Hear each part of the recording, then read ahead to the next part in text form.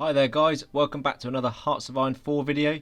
Today we're looking at another formable nations you might not know about. This is the Soviet Union edition.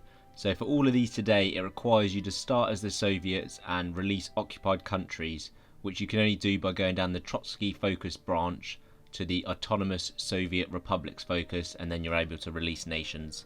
More of a known one to start with, as there is an achievement for this as Tanatuva, but there are other nations as well that can complete this. So I've gone with the Far Eastern Republic.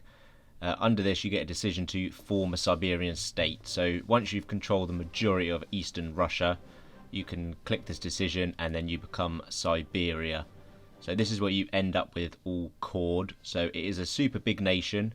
Not a lot of manpower or industry with this one because it's all sort of remote, but it is a big one. I think my favourite for this one is, as the fascists, you are called the Greater Siberian Realm, which is pretty cool. Up next, as Turkmenistan, we have the decision to unite the Turks. I think this is the only formable nation I've seen where the decision gives you a bonus as well, so correct me if I'm wrong on that, but you gain Soldiers of the Steppe, which grants cavalry attack and defence plus 15%, which is pretty nice. Once you have all the required states, you can form the Turkic Republic. So you gain cores on a lot of southern Russia, bits of China and Tanatuva. So this is another large one you can form, and you get a lot of manpower with this one as well, which is nice. Starting as any of the Ural region states, you have the decision to achieve the Mili Meji's dream. This was a republic that formed during the Civil War but was defeated, so I do have a bit of an idea for an interesting video on this one, so stay tuned for that one. It's a small formable nation that once you hold a few regions by the mountains, you can reform the republic. You got sort of average manpower and resources on this one, so it could be a nice little country, but obviously you're surrounded on all sides, and I don't think it starts with any factories in it. Penultimately, we have the Mountainous Republic of the Northern Caucasus. So as a few nations that are above Georgia and Azerbaijan, you have the decision to unite the mountainous republics. So after claiming sort of the other states just along the mountain range, you can then click the decision to form this one. It's not a very big formable really, but it's quite a nice little niche one. Would be easy to defend, I suppose, as sort of 90 to 80% of it are mountainous tiles.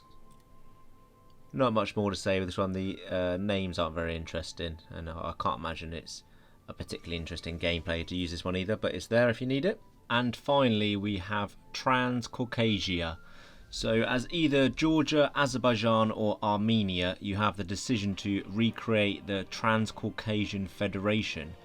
So once you control the land of all three of these nations, you can click the decision. After this you have more decisions to integrate more cores from the mountains to the north, part of Iran and part of Turkey. What is interesting with this one, I think, is you also have a few decisions to release nations as puppets. So once you control the land it states, you click the decisions and it releases a puppet for you. So you get 3 puppets. Crimean regime in Crimea. Oh, this one's going to be difficult to pronounce.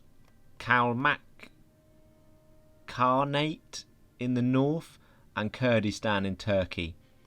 So after all of them, this is what you end up with. Not sure if there's any other decisions like this for formable nations, so it's quite interesting.